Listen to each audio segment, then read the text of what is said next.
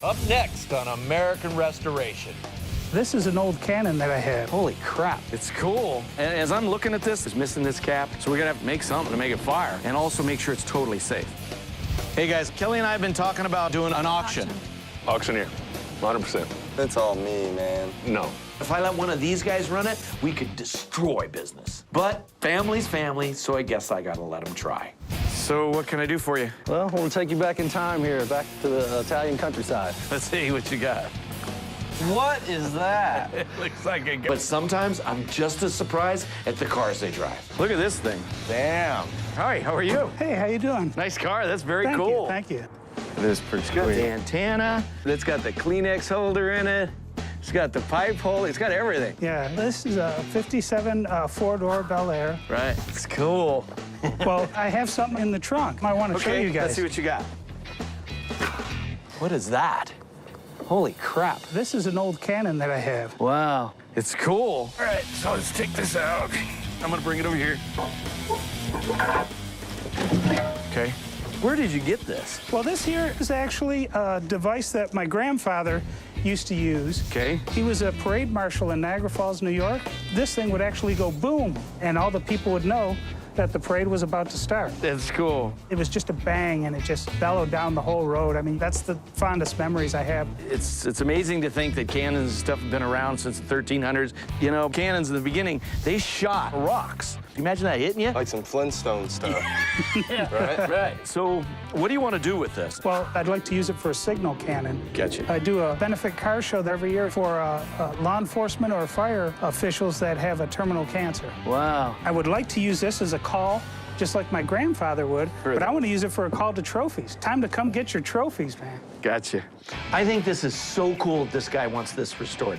Not only a memory of his grandfather, but also to use in charity events. Stuff like this makes me love my job. All right, so as I'm looking at this, there is some repairs. I'm seeing welding here. This thing here is screwed on there. I have no clue what that's doing. I'll have to research or ask a couple experts and find out exactly what it is. Probably the biggest thing is actually making it work. Was missing this cap, so we're gonna have to make something to make it fire and also make sure it's totally safe. So to do this, I'm looking at probably 3,500, maybe even 38. Wow. For that, I think we should do it. All right, awesome. Thanks. Thanks. It's my hope that Rick can bring this cannon back to that sound that I remember growing up. Once in a while, I call for a family meeting. It's just a really good way to get everyone on the same page about what's going on here at the shop. Kelly and I have been talking about some ideas to generate some sales, you know, get more people in and stuff like that. So her and I have been talking about doing an auction. Every now and then, Kelly and I brainstorm ideas on how to grow the business. This time, we came up with a really great one, an auction. This would be a great way to get rid of some of the extra stuff we got here and make some extra money. I think that that's a way for us to get some more interest, get some more customers, all that, you know? What do you guys think? It sounds good. Sales are always awesome. Auctions are fun. Yeah, it's gonna take some planning. It's not gonna happen overnight. So Kelly's gonna go ahead and email the customers. Tyler, what your project is some kind of a platform for maybe the auctioneer. Auctioneer, isn't that the person that goes 50, 55, 60? He's the guy that does the selling. That's all me, man. No. Auctioneer, 100%. The man. I don't know about Oh, dear. What, you both want to do it? Yeah, but I think, you know, we're gonna have to see. Sounds like it's throwing down the gauntlet. We're doing an auction to help business. But if I let one of these guys run it, we could destroy business. But family's family, so I guess I gotta let them try. You know, if I'm gonna go ahead and trust one of you two to be the auctioneer and not hire somebody, you're gonna have to prove that you're that person that's gonna make us money. Tyler, you got your role, Kelly's got a role, I know what I've got going on. So you two need to figure this out, all right? Well, good? Good. All right. I'm actually pretty excited about this.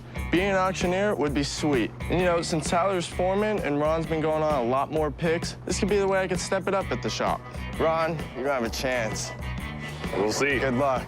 55, 60, 65, 65, 70, 75, 80, 85.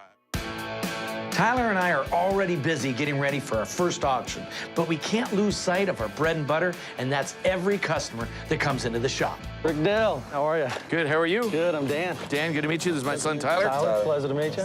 So what can I do for you? Well, we'll take you back in time here, back to the Italian countryside. Let's see what you got. What is that? It looks like it got in a wreck. I came to Rick's Restoration today to get an estimate on my 1950s Italian folding bike. This is cool. And it's Italian. It definitely is Italian. I mean, they're real convenient. You can put them in a trunk of a car. You can put them wherever you wanted to and still get around, you know? That's the advantage of it. Yeah, but their big claim to fame is that in World War II, the paratroopers would fold them up and they put them on their backpack and they jump. And they could get down on the ground and they could run around on them. Very cool. Bikes like this may seem like a novelty to us in the United States, but they were really big overseas because they were so portable. And the fact that bikes like this were used in war, that's pretty cool. Okay, so are you wanting to ride it? Are you going to show it? Or what you going to want to do? I think, you know, probably both. You know, the goal is to keep it as original as possible. All right, so in order to find parts like these are usually always a heck of a time. Yeah. The light on the back's going to be a huge problem. Luckily, the pedals are in great shape. We can restore those. So what is this going to cost me? I'm looking at probably $3,200 for everything, okay? Yeah, well, 32 is definitely, you know, a little higher than I was thinking. Yeah. I mean, I don't want to be upside down this thing either. Can you get me anything that starts with a 2? I tell you, as low as I'll go on this, I'll end up with a 2 in the front, but it's going to be a 9 in the end of it, so it's going to be 29. It's a lot more work than people understand, and I want to do it right, Okay. so that's as low as I can go. Well, I love the bike, and, you know, I like the direction you're going. You're very knowledgeable about it, which is important to me. So, got yourself a deal. All right. Awesome. Thank you. Thank you so much. Awesome. I'm super excited to get this bike restored, but I'm not excited to tell the wife that I've spent $2,900 on a bike. However, I know that Rick's going to do a wonderful job, and it's going to be worth it, and she'll be happy. How's it fold?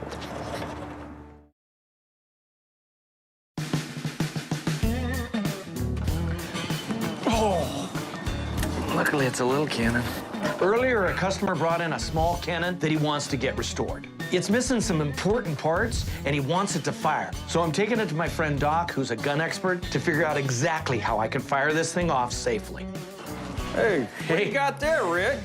It's some kind of a mini cannon. I don't know. I brought it in because I need help. Let's move it over this way so we can have more access to it. I take care of all the firearms here. I'm the master gunsmith. And I've been in cannons and firearms for about 30 to 35 years. All right. A customer brought it in, and he wants to get it restored. And my problem is it looks like it's half handmade. He didn't have any caps that went on here. So the longer I looked at it, the more I don't know if it really fired. And I think that's his big thing. He wants it to work again. Right. This type of a cannon would be more of a signal cannon. It does not fire a projectile at all. Okay. They had them at the end of the Civil War and into World War I. It's a black powder breech, so you would put your load here and then screw in your breech plug back here, and then they would have a lanyard back there, and they would pull it, and it would hit a firing pin and send out noise and smoke. And they used them specifically for signaling the troops. So that's basically what he wanted anyways. He just wants it to fire, make a big boom. But this piece on the end, I have no clue what it even looks like. Do you? Yeah, I could actually make a drawing for you. Okay. To give you something. It's called a breech plug. It's going to go in, and it's a half turn. Okay. It locks it in, so when it's fired, it doesn't come back out. Gotcha. Man, am I glad that I came to see Doc about this thing. The last thing I would have wanted to do was fire this thing off with the customer and have it backfire because it didn't have a breech cap. But it sounds like it's something that we will be able to have made, so that's good news. Thank you.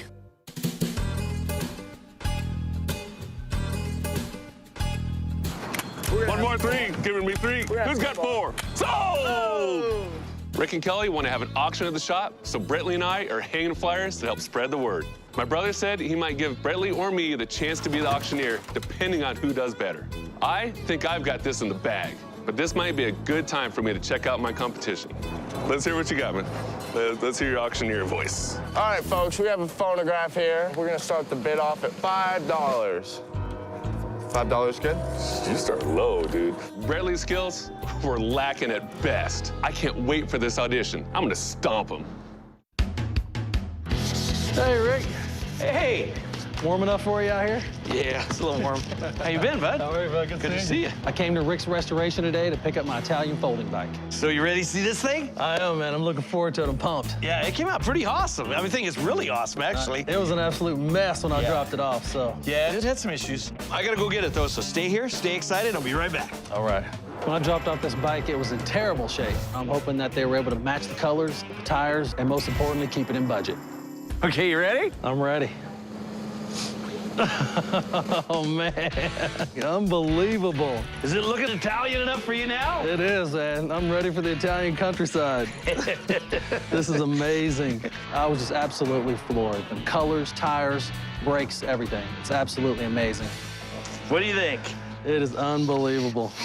Unbelievable. I just can't even believe what I'm looking at. So it looks new again, sort of, right? Yeah. Like every piece on here.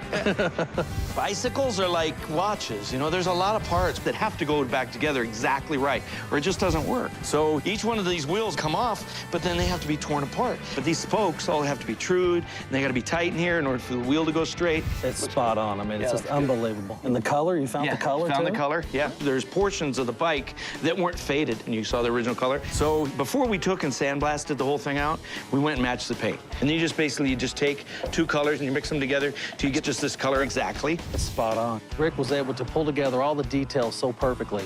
I mean, all the intricacy and the work was amazing. I hope Rick was able to keep it in budget. All right, Dan, I got a confession to make. You remember when I first quoted you the 3,200, and then you sort of got me down to 2,900? All the chrome and making a few of the extra parts threw us over budget. We ended up at 3,200.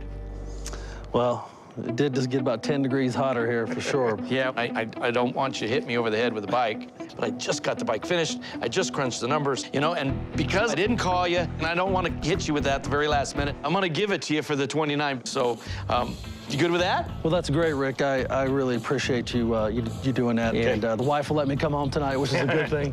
So really appreciate it. Thank you. Thank you. Hope you love it. Yeah, ride it around. Let's go inside. We'll take care of the paperwork, All right. okay? Rick told me we went a little over budget. I was a little taken back by that, but then he said he was going to keep it at the original price we talked about, and I was really impressed. I'm looking forward to getting this bike home and riding around the neighborhood and then putting it up.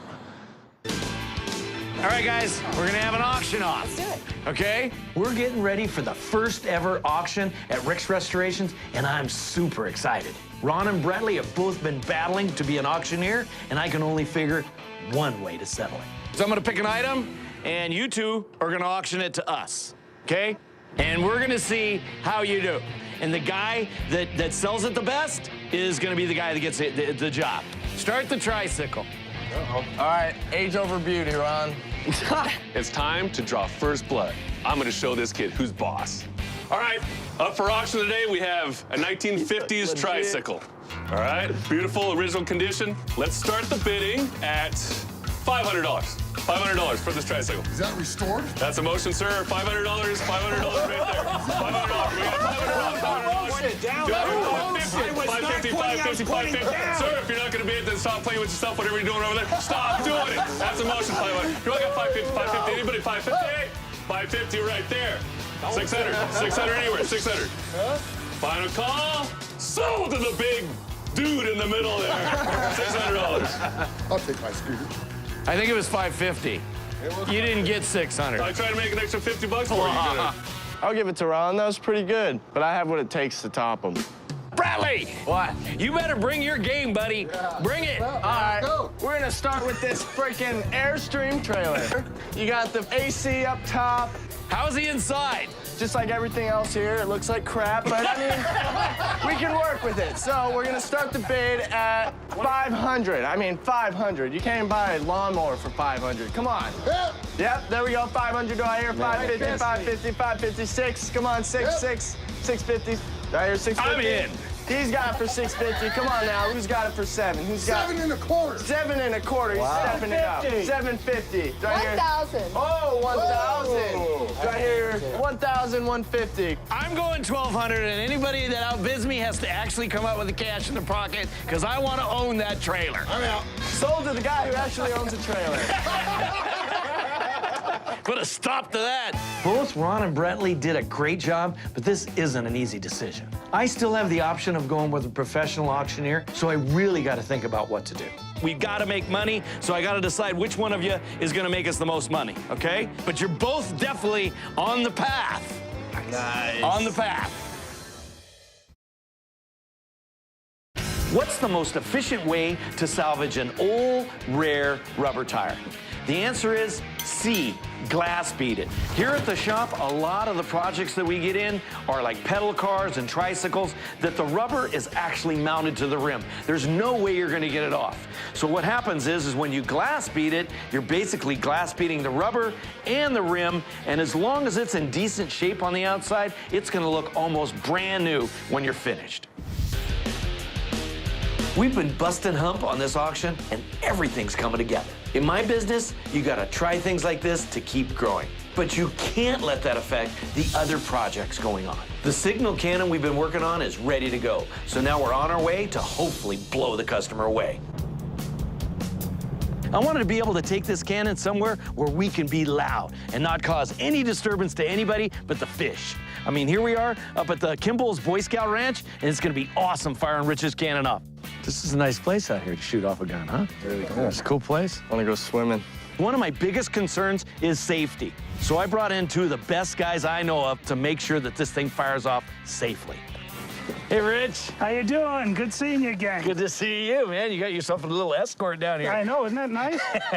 Rick called me up today to come out here to pick up my signal cannon. I want you to envision your grandfather and see him shooting this off for the Maid of the Mist parade thing. You know, Oh, it's a awesome, big deal. yeah. Okay.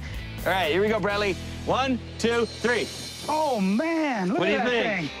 That is just awesome. When I saw the cannon for the first time, I was absolutely blown away. The detail, he really took his time, got it to look better than new. What we ended up doing, you remember the wheels came off, we had to take Right. them off. One of the things that we did, we machined the caps Right. where they go right over top of them nice and tight. These are the good look. Right. We rejuvenated all the tires. We tried to blast these as much as we could to get as much rust out as we could. Inside here where everything was bolted together, everything was rusted. I mean, really, really bad. And the barrel itself, we sanded this just a little bit more than we did the other parts to where, you know, we wanted it to sort of stand out a little bit. Oh, that's cool. All right, Rich, I'm gonna have these guys take over and load this thing and get this show on the road. All right, let's go. Let's do it. You're gonna get your cartridge, get it into the chamber, seat it fully, and get your breech block. Screw it all the way in, keep the safety in place. When you're ready to fire, you slide the safety out, and we're live. Yeah. Ready to go. Let's go. You ready? 3, 2, 1. Fire in the hole! That's sweet. That's Loud awesome. enough for you? Let's do it again. Setting off that cannon was just an experience that there's no words for it. It was just fantastic. 3, 2, 1. That was awesome. That's good.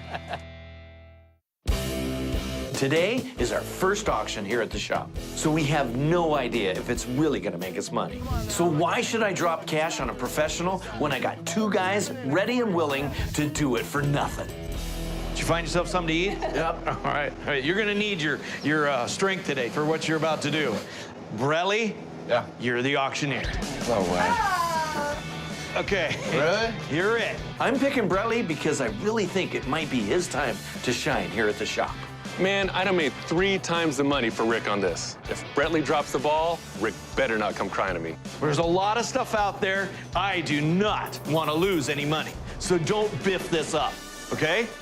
All right. All right? So Rick tells me that I'm gonna be the auctioneer, and I feel the pressure, let me tell you. I mean, I thought for sure Rick was gonna pick Ron, but just in case, I got this sweet jacket.